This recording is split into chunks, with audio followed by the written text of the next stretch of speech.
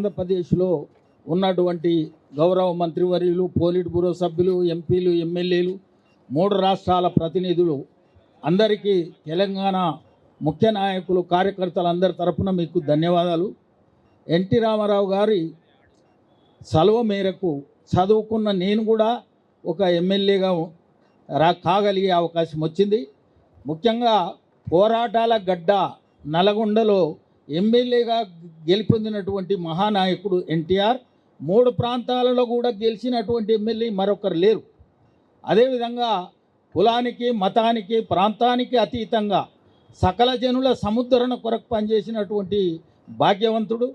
మరి అదేవిధంగా మహిళలకు తల్లిదండ్రి ఆస్తిలో హక్కు కల్పించడం, 33% వెనుకబడిన వర్గాలకు రిజర్వేషన్, అదేవిధంగా అన్నిటికంటే ఈ భారతదేశంలో ఏకైక ముఖ్యమంత్రి అన్న నందమూరి తారక రామారావు గారు మాదిగలకు ఆశ్రమ పాఠశాలలు.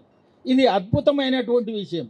అంతేకాకుండా మీరు ముఖ్యమంత్రిగా 294 ఆశ్రమ పాఠశాలలు చేయడం జరిగింది.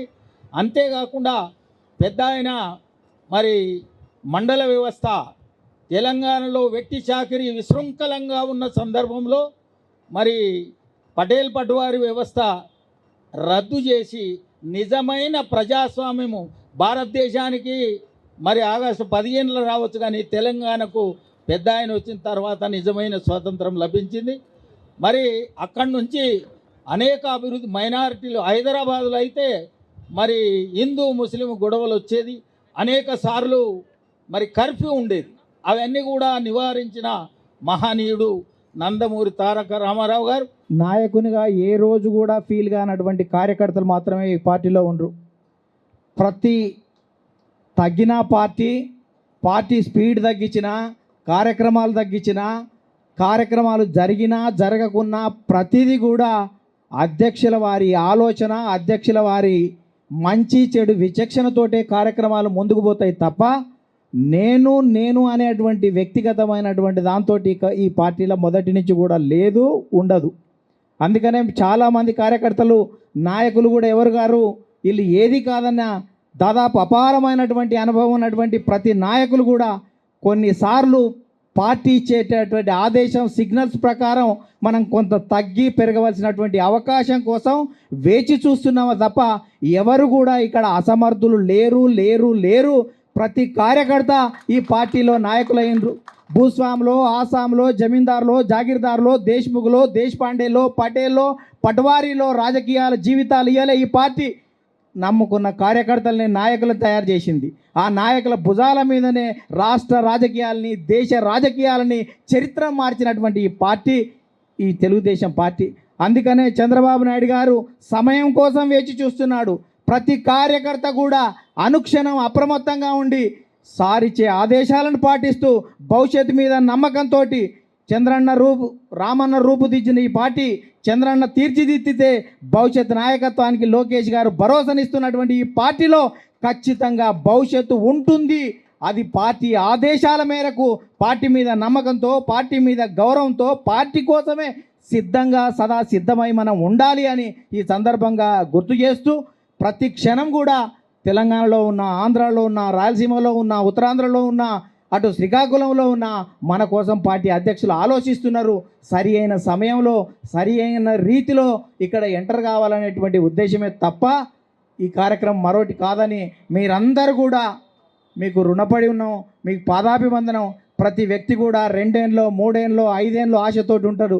24, 25 సంవత్సరాలు అధికారంలో లేకున్నా జెండా భుజాన మీద మోస్తూ, ఒంటిపై కండువా, ఇంటిపై జెండా, జనమంతా చూడాలి, దినమంతా ఉండాలి అని తిరుగుతున్న మీకు పాదాభివందనాలు తెలియజేస్తూ భవిష్యత్తు ఖచ్చితంగా ఉంటుంది. తర్వాత కొంత స్తబ్దత ఉన్నది, అది అసమర్థత కాదు.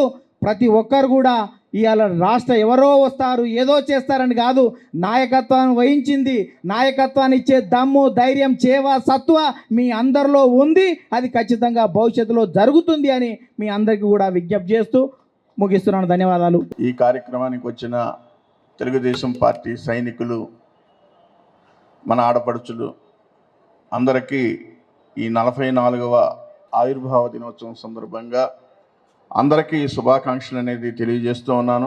ఎన్టీఆర్ అంటేనే ఓ ప్రభంజనం అందరికీ తెలిసిన అంశమే, ఒక చరిత్ర. 44 సంవత్సరాల క్రితం తెలుగువారి నుదిటి రాతల్ని మార్చిన ఘనత ఈ యొక్క భారతదేశంలో తెలుగు వాళ్ళు ఉన్నారు. వారందరూ ఒకటేను. వారి యొక్క చరిత్ర సుదీర్ఘ చరిత్రలు ఉన్నాయి అని భారతదేశానికి కూడా తెలియజేసిన ఘనత అన్న ఎన్టీ రామారావు గారిది అనేది కూడా ఈ సందర్భంగా ఒక్కసారి మనం గుర్తుపెట్టుకోవాల్సిన అవసరం. అయితే చాలామంది పెద్దవాళ్ళు ఉన్నారు. ఎంతోమంది ఆ రోజు ఇందాక మా ఎంపీ గారు చెప్పినట్లు కార్యకర్తలు సమాజమే దేవాలయం, ప్రజలే దేవుళ్ళు అనే ఒక సామాజిక విప్లవాన్ని తీసుకొచ్చి అందరినీ ఏకతాటిపై నడిపించిన క్రమశిక్షణ కలిగిన ఏకైక నాయకుడు మన ఎన్టీఆర్ అనేది ఒక్కసారి గుర్తుపెట్టుకోవాలి. వారి అడుగుజాడల్లో దశలా మరి వ్యాపింపజేసిన వ్యక్తి చంద్రబాబు నాయుడు గారు. అందుకని ఈరోజు ప్రపంచ దేశాల్లో ఎక్కడికి వెళ్ళినప్పుడు కూడా మనకి గౌరవం దొరుకుతుంది. మన అందరి తెలివితేటలకి, అంటే తెలుగువాడి తెలివితేటలకి పెద్ద పీటలు వేసిన సందర్భాలు మనకు స్పష్టంగా కనపడతా ఉన్నాయి. మనం అందరం గర్వంగా ఫీల్ అవుతున్నాం.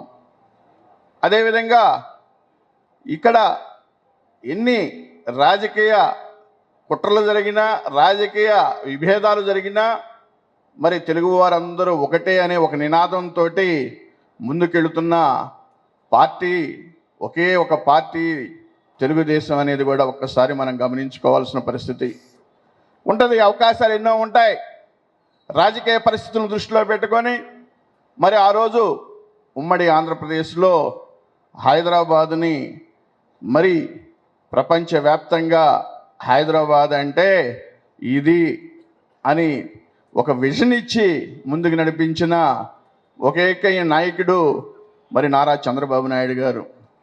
ఈరోజు పరిస్థితుల దృష్ట్యా మరి ఈరోజు అమరావతిని కూడా ముందుకు తీసుకెళ్ళటానికి నాంది పలికి ఈరోజు ఎట్టి పరిస్థితుల్లోనూ నాకు తెలుగు వారందరూ ఒకటేను, హైదరాబాద్ అభివృద్ధితో పాటు అమరావతి అభివృద్ధిని కూడా చూడాలి, చేయగలిగిన పార్టీ, చేయగలిగిన నాయకుడు నారా చంద్రబాబు నాయుడు గారు. తెలుగుదేశం పార్టీ ఒక్కటేననేది మరి ఈరోజు రుజువు చేయటం కోసం ముందుకు నడుస్తున్న వ్యక్తి. ఈరోజు మరి ఒకటే మనం గమనించుకోవాలి. అందరూ ఉంటారు, అందరూ నాయకత్వాన్ని ముందుకు తీసుకెళ్ళగలిగిన శక్తి సామర్థ్యాలు ఉండకపోవచ్చు, అవకాశాలు ఉండకపోవచ్చు. కానీ తండ్రికి తగ్గిన తనయుడుగా ఈరోజు నారా లోకేష్ బాబు గారు తెలుగు వారికి, యువతకి నేను అండా, నేను నడిపిస్తాను, ఈ యొక్క తెలుగువారి యొక్క భవిష్యత్తుకి ముందు ఉండి నడిపించి వారిని ప్రపంచ దేశాల్లోనే కాదు ఆంధ్రప్రదేశ్లో, భారతదేశంలో ఆంధ్రప్రదేశ్ నెంబర్ 1 రాష్ట్రంగా ఉండటం కోసం నా శాయశక్తులా పనిచేస్తానని ముందుకు నడిపిస్తున్న వ్యక్తి నారా లోకేష్ బాబు గారు. యువశక్తి, యువగళం అనేది కూడా ఒక్కసారి మనం గమనించుకోవాలి. అందుకనే ఈరోజు ఒక యువకుడు కూడా ఖాళీగా ఉండకూడదు, వారి అందరికీ అవకాశాలు రావాలని అనిత్యం పోరాడుతున్న వ్యక్తి నారా లోకేష్ బాబు గారు అనేది కూడా ఒక్కసారి మనం గమనించుకోవాలి. ఈరోజు నాకు చాలా అదృష్టం, చాలా సంతోషంగా ఉంది. నాకు ఇక్కడ ఎంతోమంది పార్టీ కోసం పనిచేసి నేను ఎప్పుడు పార్టీ కోసమే నిలబడతాను, ఆ పార్టీ జెండా నీడలోనే ఉంటానని ముందుకు నడుస్తున్న మరి వ్యక్తులు ఇక్కడ చాలామంది ఉన్నారు. వారికి నా శిరస్సు వంచి మరి ఒక్కసారి నమస్కరిస్తూ ఈరోజు ఇక్కడ రావడానికి కారణం నాకు కూడా రాజకీయ భవిష్యత్తు కల్పించింది ఈ యొక్క ఎన్టీఆర్ భవనే అనేది కూడా ఒకసారి మళ్ళీ గుర్తు చేసుకుంటూ ఇక్కడే నాకు బీఫామ్ కూడా ఇచ్చారు. అందుకనే ఒక్కసారి ఆఫీస్కి అన్న ఎన్టీఆర్కి నమస్కారాలు పెట్టుకుందామని ఈరోజు ఇక్కడ రావటం కూడా జరిగిందనేది కూడా తెలియజేసుకుంటూ మీ అందరికీ ఈ 44వ వసంతాలే కాదు, 100 వసంతాలైనా మరి 1000 వసంతాలైనా తిరుగులేదు. తెలుగుదేశానికి పార్టీ కార్యకర్తలు ఉద్భవిస్తూనే ఉంటారు, యువకులు ముందుకు నడుస్తూనే ఉంటారు. 44 సంవత్సరాల క్రితం యువకులు ఈరోజు వృద్ధులు కాదు, వారు మనకు మార్గదర్శులు, స్వర్గీయులు, వారికి మనం పూజ్యులుగా మనం భావించుకొని మనం ముందుకెళ్లాల్సిన బాధ్యత మనందరి మీద ఉందనేది తెలియజేసుకుంటూ, తెలుగుదేశం పార్టీని మళ్ళీ ముందుకు నడిపించగలిగిన శక్తి ఆ భగవంతుడు, ఆ ఎన్టీఆర్, అదేవిధంగా మన నాయకులు నారా చంద్రబాబు నాయుడు గారు, యువ నాయకుడు లోకేష్ బాబు గారు మనందరికీ ఇచ్చి ముందుకు నడిపిస్తారని ఆశిస్తూ, జై తెలుగుదేశం, జై తెలుగుదేశం, జోహార్ అన్న ఎన్టీఆర్, జోహార్ అన్న ఎన్టీఆర్, వర్ధిల్లాలి చంద్రబాబు నాయుడు గారి నాయకత్వం, వర్ధిల్లాలి చంద్రబాబు నాయుడు గారి నాయకత్వం, వర్ధిల్లాలి యువగళం లోకేష్ బాబు గారి నాయకత్వం, లోకేష్ బాబు గారి నాయకత్వం. రాష్ట్ర ఉపాధ్యక్షురాలు మాజీ శాసనసభ్యురాలు ప్రసూన గారిని వచ్చి వారి యొక్క అమూల్యమైనటువంటి సందేశాన్ని ఇవ్వాల్సిందిగా విజ్ఞప్తి చేస్తున్నాను. ఈనాటి మన 44 సంవత్సరాల ప్రస్థానానికి అధ్యక్షత వహించినటువంటి మా ప్రియ సోదరుడు నర్సిరెడ్డి గారికి, ఈ కార్యక్రమానికి విచ్చేసినటువంటి మన తెలుగుదేశం పార్టీ సోదరులందరికీ కూడా నా హృదయపూర్వక నమస్కృతులు. ఇక్కడున్న అందరికన్నా కూడా నాకు ఒక గర్వకారణమైనటువంటి విషయం ఉంది. ఇదే మార్చి 29, 1982న ఎన్టీ రామారావు గారితో పాటు అదే వేదికని పంచుకొని మొట్టమొదటి ఉపన్యాసాన్ని ఇచ్చేటువంటి అవకాశాన్ని కూడా ఆ రోజు రామారావు గారు నాకు కల్పించారు.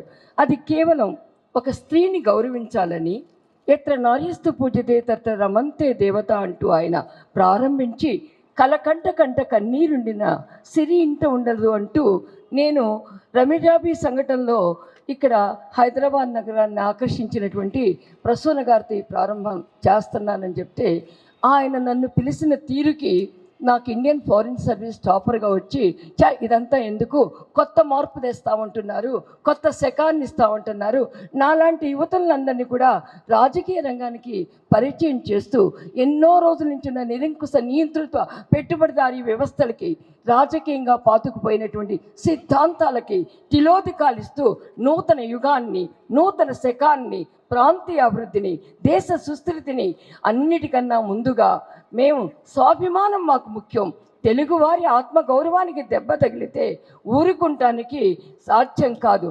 తెలుగువారంటే ఎవరు? ఆత్మాభిమానం నిండుగా ఉన్న వ్యక్తులు అల్లూరి సీతారామరాజు, రాణి రుద్రమ లాంటి రక్తం ప్రవహిస్తున్నటువంటి నా సోదరులందరూ కూడా ముందుకు వస్తే ఈ నిరంకుశత్వాన్ని, ఎవరైతే ప్రధానమంత్రి రూపంలో వస్తూ ఇక్కడ ఉన్నటువంటి ముఖ్యమంత్రులు కూడా అవమానం చేస్తుంటే వాళ్ళకు అవమానాలు జరిగితే సహిస్తానా అని ఆ రోజు ఆయన ఇచ్చినటువంటి ఒక పొలి కేక మన అందరికీ కూడా తెలుగుదేశాన మారుమోగింది. తెలుగుదేశం పార్టీ ఏర్పడింది. ఈరోజు 44 సంవత్సరాలు పూర్తి చేసుకున్నాం.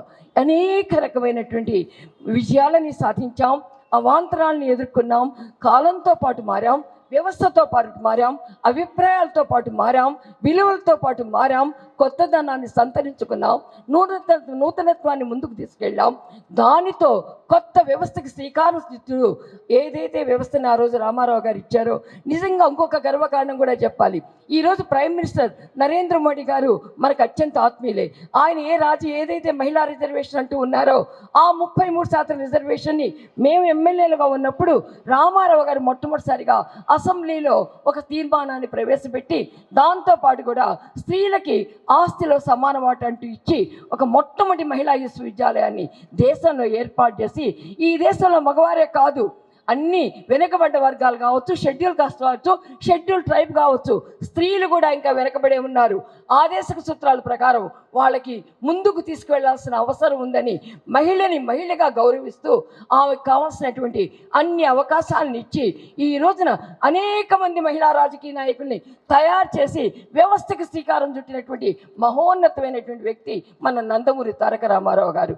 ఆయన ఆశయాలు, ఆయన సిద్ధాంతాలు, ఆయన ఇచ్చినటువంటి విలువలు, ఆయన చూపెట్టినటువంటి భవిష్యత్తు విధానాలు ఈ రోజుకి కూడా మన దేశంలో ఉన్నటువంటి ప్రతి రాజకీయ నాయకుడికి ఆదర్శంగా ఆయన ఇచ్చినటువంటి విలువల పరంపరల్లో, ఆయన ఇచ్చినటువంటి సాంప్రదాయ విధానాల్లో, ఆయన పార్టీకి ఇచ్చినటువంటి నైతిక పద్ధతిలో మన చంద్రబాబు నాయుడు గారు ముందుకు తీసుకువెళ్తూ ఒక మహిళల్లో కాదు, ఆత్మాభిమానాన్ని సాధికారిత వైపు కూడా మళ్లించి ఒక రకమైన నూతన వ్యవస్థకి శ్రీకారం చుట్టి సంపదను సృష్టిస్తూ ఆ సంపద ద్వారా రాష్ట్ర పురోగమనానికి ముందుకు తీసుకువెళ్ళారు. ఇక 3వ తరం వారితో కూడా నేను పనిచేస్తూ ఉన్నాము. 3వ తరంతో కూడా లోకేష్ బాబు గారు నూతన విద్యా సంస్కరణలకు శ్రీకారం చుడుతూ సామాన్యుని కూడా గౌరవించేటువంటి ఒక సంస్కారానికి విలువనిస్తూ ప్రజల వద్దకు పాలన ఇచ్చిన ఆ పాలనని ప్రజల మధ్యకు తీసుకువెళ్తూ ప్రజలతో మమేకమవుతూ నూతన వ్యవస్థకు శ్రీకారం చుడుతున్నారు. ఇలాంటి వాటిల్లో ముగ్గురితో పాలు పంచుకుంటూ ఈ యొక్క 68 సంవత్సరాల వయసులో కూడా నేను ఇంకా పనిచేయాలండి తపనతో మనం అంతా ఉన్నామంటే ఈరోజు ఇక్కడ పార్టీ ఉన్నా లేకపోయినా అన్న అర్థంలో ఉన్నప్పటికీ కూడా తెలుగుదేశం కార్యకర్తలం అవసరమైతే ప్రాణాలను అర్పిస్తాం, అవసరమైతే వ్యవస్థలో మనం సమితులుగానైనా మారుతాం. తాజ్మహల్కి ఎవరు రాళ్ళు మోసారో తెలియదు, కానీ అలాగే తెలుగుదేశానికి అనేక మంది కార్యకర్తలు వాళ్ళు ముందుకు వచ్చి ఆ యొక్క తెలుగుదేశ గౌరవాన్ని ఇనుమడింపజేసిన వారందరికీ కూడా హృదయపూర్వక నమస్కారం పెడుతూ ముందుకి ఇంకా వెళ్ళాలని, కొత్త చరిత్ర సృష్టించాలని, తెలుగుదేశం అన్నదే ఒక మహత్తరమైనటువంటి పదంగా, మాధుర్యం ఉన్నటువంటి శబ్దంగా, ఒక విప్లవాత్మకమైనటువంటి మార్పును తెచ్చే వ్యవస్థగా గోచరిస్తున్న దానిలో మనం అంతా పాలు పంచుకోవాలని కోరుకుంటూ నాకు ఈ అవకాశం ఇచ్చిన మీ అందరికీ హృదయపూర్వక నమస్కారాలు. జై తెలుగుదేశం. మీడియా ద్వారా కమ్మ కార్పొరేషన్ సభ్యులు శ్రీనివాసరావు గారిని వేదిక మీదకి వచ్చి వారి యొక్క అమూల్యమైనటువంటి సందేశాన్ని ఇవ్వాల్సిందిగా విజ్ఞప్తి చేస్తున్నాను. అందరికీ నమస్కారం అండి. తెలుగుదేశం కుటుంబ సభ్యులందరికీ నమస్కారం. నాకు ఈ అవకాశం ఇచ్చిన పెద్దలందరికీ, అరవింద్ కుమార్ గారు, పొగాకు జయరామచందర్, మన నరసింహులు గారు, మేడం, మా శ్రీపతి రాజేశ్వరి గారు వాళ్ళ అబ్బాయి, ఇంకా కొంతమంది పేర్లు తెలియకపోయినా దయచేసి క్షమించండి. అలాగే మనకి వేజెంట్ కిషోర్, అందరూ మా అందరికీ మీరంటే ఎంత ప్రాణం అంటే, నేను ఆంధ్రప్రదేశ్ ప్రభుత్వంలో పనిచేస్తున్నా, నా ధ్యాస అంతా కూడా తెలంగాణ మీద ఉంటుందండి. ఎందుకంటే అనేక సార్లు తెలంగాణలో తెలుగుదేశం పార్టీ ఎందుకు ఈ పరిస్థితి ఉన్న దుఃఖం వస్తూ ఉంటుంది నాకు. ఎందుకంటే నేను అనేక మందిని ఎన్టీఆర్ ట్రస్ట్ భవన్ దగ్గర మహబూబ్ నగర్ నుంచి, ఆదిలాబాద్ నుంచి, నిజామాబాద్ నుంచి, నల్గొండ నుంచి కొంతమంది కార్యకర్తలు వస్తూ ఉంటారు. వారు ఇది దేవాలయం ముందు దేవుడు దండం పెట్టుకుని వెళ్ళినట్టుగా ఈ పార్టీ ఆఫీసుని దండం పెట్టుకుని వెళ్తూ ఉంటారండి. ఇవన్నీ చూసిన తర్వాత ఎందుకు మన పార్టీ ఇక్కడ పుంజుకుంటుందా లేదా అనుమానం లేదు నాకు. ఎందుకంటే ఇందాక మన సోదరుడు జయరామచంద్ర చెప్పినట్టుగా ఖచ్చితంగా ఒకనాటికి తెలుగుదేశం పార్టీ అనేటువంటిది తెలంగాణ గడ్డ మీద ఆనాడు 44 సంవత్సరాల క్రితం తెలుగువాడి ఆత్మగౌరవ పతాకం, అన్నగారు ఎగరేసిన సమర పతాకం రెపరెపలాడదనేటువంటి నమ్మకం నాకు పూర్తిగా ఉందండి. ఎందుకంటే తెలుగుదేశం పార్టీ కార్యకర్తకు ఒక గర్వం ఉంటుంది, ఒక సంస్కారం ఉంటుంది, ఒక మర్యాద ఉంటుంది, మన్నన ఉంటుంది. ఆనాటి నుంచి ఈనాటి వరకు నేను ఇవాళ అనేక వేదికల మీదకి వెళ్ళి వచ్చాను నేను నగరంలో. అక్కడ పార్టీ కోసం, పార్టీ కమిటెడ్గా ఉన్న కార్యకర్తలు చూస్తుంటే ఆ మహానుభావుడు ఏ ముహూర్తాన్ని ఈ పార్టీని ఆరంభించాడో అది ఎంత బలమైన పునాది. ఆ పార్టీకి చంద్రబాబు నాయుడు గారి కార్యకర్తల పునాది నిర్మించాడు ఆయన. ఇవాళ దాన్ని లోకేష్ బాబు గారు కొనసాగిస్తామన్నాడు. ఇది తెలుగుదేశం పార్టీ అనేటువంటిది ఒక రాజకీయ పార్టీగా కంటే ఒక విశ్వవిద్యాలయంగా చూడ, రాజకీయ విశ్వవిద్యాలయం. ఎందుకంటే అనేక మంది నాయకులు ఈ విశ్వవిద్యాలయంలో పట్టభద్రులయ్యి అనేక హోదాల్లో, స్థాయిల్లో పెరిగి ఈ దేశంలో పేరెన్నిక కన్నారు వాళ్ళంతా. ఇలాంటి పార్టీని మనం సభ్యులైనందుకు, ఆ పార్టీ సానుభూతిపరులైనందుకు, కార్యకర్తలైనందుకు, నాయకులైనందుకు మనం గర్వంగా తలెత్తుకుని తిరగాలి. ఏ రకంగానూ మనం ఇబ్బంది పడాల్సిన అవసరం లేదు, తల వంచుకోవాల్సిన అవసరం లేదు. ఏదో ఒక నాటికి మనకు అవకాశం వస్తుంది. ఇక చంద్రబాబు నాయుడు గారు, ఇందాక మన జయచంద్ర చెప్పినట్టుగా ఖచ్చితంగా చంద్రబాబు నాయుడు గారిని అందరం అడుగుదాం. తెలంగాణలో ఆ పార్టీ సంగతి కొద్దిగా పట్టించుకోండి సార్, ఇక్కడ చాలామంది కార్యకర్తలు మీకోసం ఎదురు చూస్తున్నారు, కనీసం 6 నెలలకు 4 నెలలకు ఒకసారి మీరు ఒక అవకాశం ఇవ్వండి అని చెప్పి నేను కూడా సార్కి నేను చెప్తాను నా వంతుగా. ఎందుకంటే ఎవరన్నా ఏమనుకోనుకో, నేను ఆంధ్రప్రదేశ్ ప్రభుత్వంలో పనిచేస్తున్నా, కానీ ఆంధ్రప్రదేశ్లో కంటే కూడా తెలుగుదేశం పార్టీ చాలా బలంగా తెలంగాణలో ఉందండి. ఇది నేను గమనించింది అన్ని వైపుల నుంచి. ఎందుకంటే మేము మీడియాలో కనపడడం వల్ల అనేక మంది ఆంధ్రప్రదేశ్లోని 175 నియోజకవర్గాల నుంచే కాకుండా తెలంగాణ నుంచి కూడా మారుమూల ప్రాంతాల నుంచి కూడా నాకు అఫ్సాన్ రాజేష్ గారికి ఫోన్లు వస్తూ ఉంటాయి. ఏంటండి మన ఆంధ్రప్రదేశ్ తెలంగాణలో పార్టీ పరిస్థితి అంటే మేము వాళ్ళందరినీ జాగ్రత్తగా సర్ది చెప్తూ ఉంటాం. ముందండి ఒకరోజు ఒకనాటికి మనకు కూడా అధికారం చేరువవుతాం, గ్యారంటీగా అవకాశం ఉంది. ఎందుకంటే 22 సంవత్సరాలు అయింది మనకు అధికారం దూరమై ఇక్కడ. అయినా సరే ఈ పార్టీకి ఇంత బలమైన పునాది ఉంది. ఏమైనా సరే ఒకటండి, గరికి తిన్న గాడిదే పోద్ది కానీ గరికి మళ్ళీ మొలుస్తుంది అంటారు. అలాగా men may come and men may go but Brooks goes on for ever అంటాడు ఒక ఇంగ్లీష్ పోయెట్. అలాగా ఈ పార్టీలోకి నాయకులు వస్తారో పోతారో, కానీ ఈ పార్టీ నిరంతర ప్రవాహం అనేది సరస్వతి నదిలాగా అంతర్వాహినిగా ప్రజల గుండెల్లో ఉంది. ఎందుకంటే ఎన్టీ రామారావు గారు పార్టీ స్థాపించిన తర్వాత ఆయన ఒక రాజకీయ నాయకుడిగా, లేకపోతే ఒక పార్టీ అధ్యక్షుడిగా, లేకపోతే ఒక రాష్ట్రానికి ముఖ్యమంత్రిగా పనిచేయలేదు, సామాజిక విప్లవకారుడిలా పనిచేశాడండి ఆయన. రాజకీయాన్ని గడిల నుంచి దేవుడిల నుంచి వాడలకు తీసుకెళ్ళి పొడుగు బలహీన వర్గాలని రాజ్యాధికారాన్ని వాళ్ళ చేతులు పెట్టాడండి ఆయన. దాన్ని ఆయన ఆత్మగౌరవాన్ని మనం ఎలాగైతే పెంచారో చంద్రబాబు నాయుడు గారు మనకు ఆత్మవిశ్వాసాన్ని ఇచ్చాడు ఆయన. అలాగే ఇవాళ లోకేష్ గారు, మనం ఏమాత్రం జంకాల్సిన అవసరం లేదు, ఈ పార్టీ ఏమైపోతుందన్న బెంగ అవసరం లేదు. ఖచ్చితంగా ఒకనాటికి తెలంగాణలో కూడా మన పసుపు జెండా రెపరెపలాడుద్ది. అదే మన సమర పతాకం.